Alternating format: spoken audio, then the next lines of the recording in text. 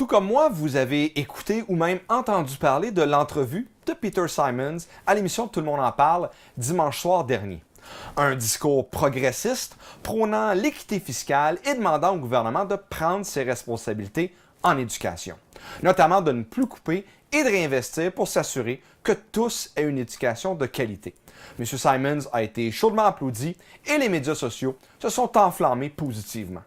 Il y a quelques mois, c'est au tour de l'homme d'affaires et populaire dragon Alexandre Taillefer qui prônait la même chose en qualifiant notre charge fiscale d'adéquate car les investissements dans les services publics et en éducation sont nécessaires. On ne peut qu'applaudir lorsque des hommes d'affaires influents se positionnent ainsi. Peut-être qu'il s'agit pour eux d'acquérir un certain capital de sympathie, mais lorsqu'on défend le réseau de l'éducation comme on le fait chaque jour, nous prenons tous les appuis que nous pouvons.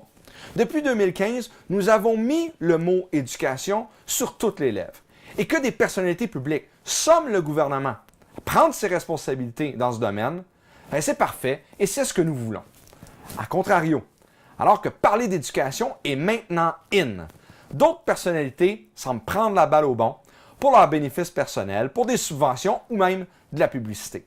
Ce sont ces personnalités à la Chantal Lacroix qui, à coup d'activités, d'organismes à but non lucratif ou de conseils d'administration, cherchent à promouvoir de beaux projets véhiculant de belles valeurs dans les écoles du Québec.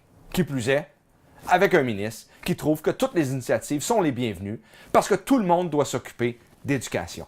Ben désolé, ce n'est pas vrai. Ce sont les gens du réseau qui, avec leur expertise, connaissent les besoins et ont des solutions. On a besoin d'un plan bien ficelé pour les enfants du Québec, pas de projet à la pièce de pseudo-mécènes.